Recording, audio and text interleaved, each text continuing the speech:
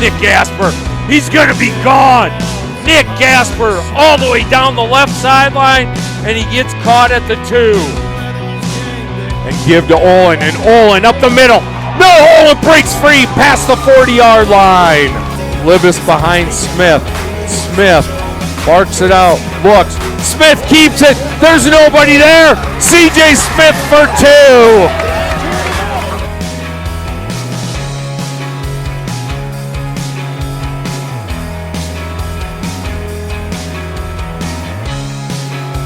Hello everyone, and thanks for joining us on a Cardinal football pregame show brought to you by Executive Recruiting Consultants. You can find them online at ercjobs.com. Lee Palmer, Matt Larson with you as we preview the St. Mary Cardinals on the road on a Saturday afternoon this week at Estelline, and we'll get to that ball game. But firstly, let's talk about this team, the St. Mary Cardinals, the last couple of weeks.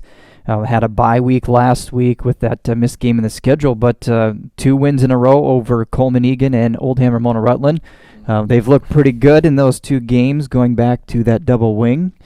Thoughts on what you've seen so far? You know, we kind of talked about that earlier in the year when they were struggling with that spread offense, and I asked how long it was going to be before they went back to the double wing. And it went to Coleman. And it really has been what their strength. You know, St. Mary's has ran the double wing for many years. They've done the spread as well, but it's really worked well for them. They can pack things in. It's easier blocking schemes a little bit for the linemen, and the running backs have been able to find holes, and that's evidence in the 100-yard rushing. You know, Ty Brown's had back-to-back 100-yard rushing weeks. Lucas Flemmer's had 100 yards in there. Nick Gasper's been in that very close to 100 yards. So when you've got 1 week where 3 backs are rushing for 100, Nick had 99, so we'll say it's 100. We'll say, and then you have 2 other backs the following week against a very good Oldham Ramona Rutland team. You know that this is going to work. So I think that going back to the double wing goes back to their strength. It goes back to what they really want to do in controlling the clock. It takes a lot of pressure off CJ. He doesn't have to make that miraculous pass. It's not an RPO. You don't have to make the right decision. It's really, you make the toss, go block. And it's really worked well for them. Now, we transition maybe to the other side of the ball on the defensive side. We know we saw in the couple of losses that they've had that they might have struggled a little bit with that option in the outside, but it seems like that has gotten a little better over the last couple of weeks. Your thoughts on the defense? Yeah, Coleman tried to run the option a little bit. I don't know how much of it was a true option and how much of it was planned. You know, they went out to the side and they made the pitch, but it seemed the pitch was made very early. So it kind of looked like an option, but it truly wasn't. I know when I talked to Logan DeRungs last week at Oldham Ramona Rutland, they said, you know, we're going to put it in. And they defended it very well, where they didn't practice it very much at Oldham Ramona Rutland. But the key to the defense is right there in the middle with Johnny Pica. And when John Pica is flying to the ball, and John Pica's double-digit tackles, and John Pica is putting pressure in the backfield, this defense is as good as any that we've seen this year. When teams have schemed for him and have been able to take him out with an option play, it's been a little bit more difficult for the defense. They have to make plays. It goes without saying. They have to be able to stop the outside. Once they start getting into playoffs and they may get into 100-yard fields, it may be a little more difficult than where they're at right now, playing on an 80-yard field, especially, let's say they get down the road to the Dome, depending on how this seeding comes out through the new high school seeding system. Well, that's a great segue into the next topic. It is a change in the playoff system this year, as we were looking at that. Gone are the regions and taking 32 teams this year. We're seeding all the teams in Class 9B, and we're taking the top 16 into the playoffs. We'll seed them there, and there's no reseeding at that point. So as we look at that, St. Mary 3-2, currently in the 5th spot right now. A good spot to be in with the last couple of games of the season to try to get a home game there. But what are you seeing as far as the top teams here in this class? Well, and let's just even talk about this game with Estelline, how important this game is for Estelline, sitting tied at 16 right now with Cologne. Now, Granted, Cologne still has Avon, Gayville Vollen, and Alcester Hudson to finish out the year, but Estelline still has to play St. Mary's. And then they're going to get a game, a cross-section game. They've got to get a win here in their next 3 games to solidify 16.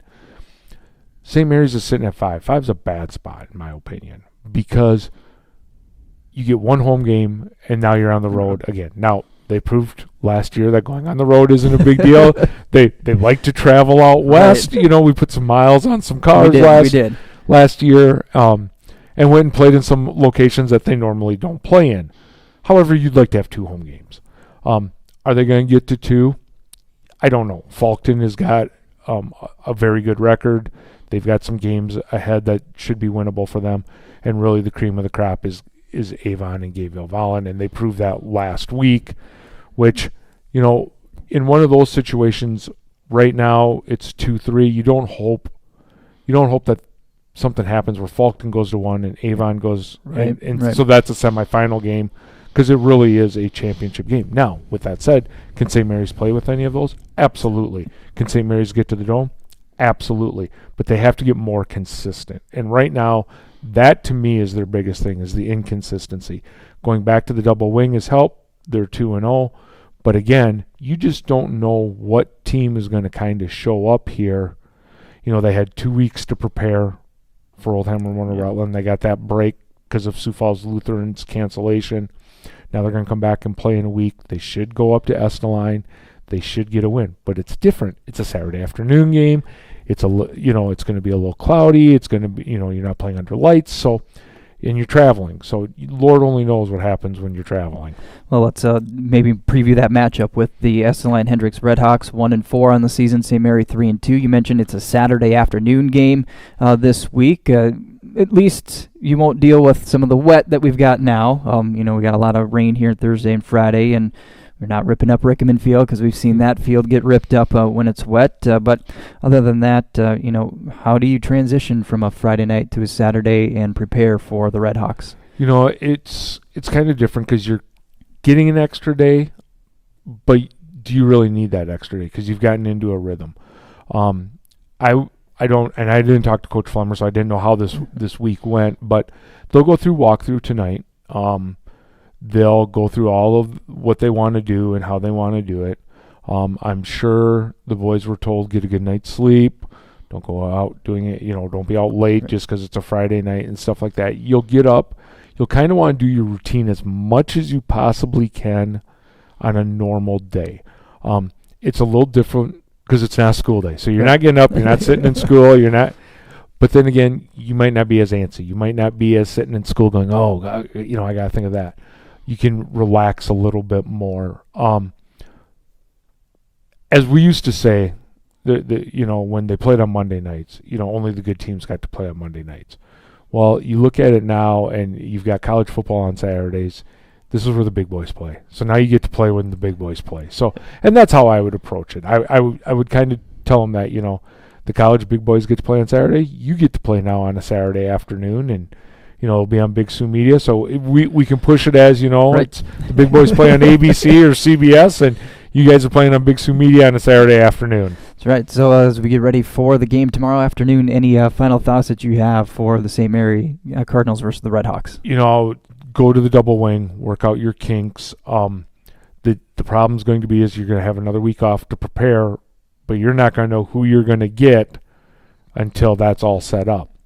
As we look at it, we can speculate who it's going to be. It's going to be a top-tier team because if St. Mary's wins this, they are the top of that side, so it'll be top of the other side. We've seen some of the top teams on the other side. We've seen some of those scores, so you're really going to have to prepare. So get the kinks worked out now. Use this as a stepping stone, especially defensively. Estelline has not scored a lot. They've had one game where they've scored 40 points, but for the most part it's been 6. They got shut out by Old Hammer Rutland. Here's a chance for the defense to really shine. Don't make a mistake and secure things up. All right, well, with that, don't forget Saturday afternoon this week, 2 o'clock is when kickoff is, and we'll have it right here for you on Big Sioux Media.